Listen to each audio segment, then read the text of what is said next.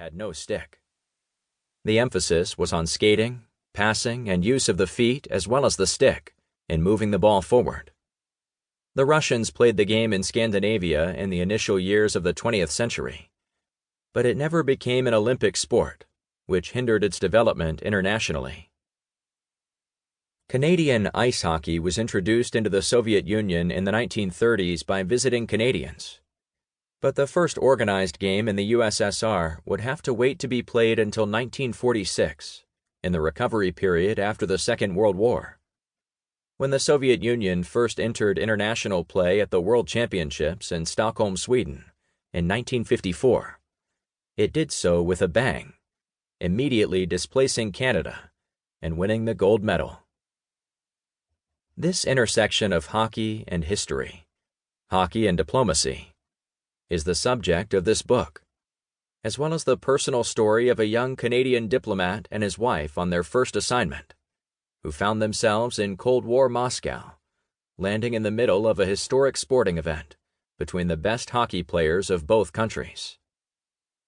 To help navigate the road, a few cursory passages, however inadequate, might be in order about the history and interaction of our two protagonists, Russia and Canada. Russia is the only country which makes Canada appear small. It is almost twice as wide as Canada, with a landmass 1.7 times larger, encompassing 11 time zones, compared to 6 in Canada. Russia's estimated population in 1970, at 130 million, was over 6 times greater than Canada's at that time, and if one counted the USSR as a whole, then there were 10 Soviet citizens for every Canadian. If Canada is said by some historians to suffer from too much geography and not enough history, then Russia suffers from too much of both. Russian history is long, tumultuous, and bloody, featuring multiple foreign invasions over the centuries from the east, south, west, and north.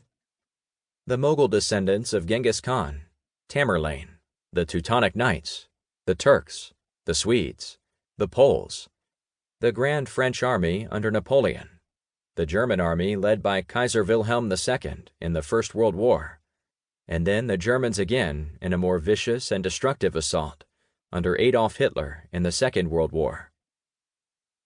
Russia and the Soviet Union, of course, were not always on the receiving end of death and mayhem. Both state incarnations were expansionist powers in their own right. The Finns, Poles, Estonians, Latvians, Lithuanians, Ukrainians, and peoples in other parts of Eastern Europe, the Caucasus, and Central Asia knew this only too well, as did those further afield. There were homegrown purges, pogroms, starvation policies associated with agricultural collectivization, a mass of wealth and privilege at the top, and little to nothing at the bottom. Political repression of one kind or another, aided by various secret police agencies, has been passed down through the ages from the Tsars to the Communists and beyond. Evocative names like Ivan the Terrible, Peter the Great, and Catherine the Great are sprinkled throughout their history, with periods of darkness and of light.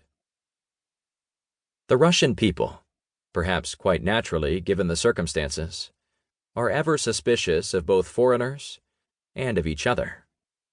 Russia is a patient and long-suffering nation. At the same time, Russians will often describe themselves in terms of exceptionalism, a people neither from the East nor the West, using the same self-proclaimed language as Americans. There is much talk of the distinctive Russian soul, plus references to the Third Rome, the doctrine dating from the 15th and 16th centuries that Russia and Moscow replaced Rome and Byzantium Rome, Constantinople, as the ultimate center of true Christianity and of the Roman Empire. They are a patriotic people, as Stalin found during the darkest days of the Second World War, when he appealed to them to rise up, not to save communism, but to protect Mother Russia. Winston Churchill famously defined Russia in a 1939 BBC broadcast as a riddle wrapped in a mystery.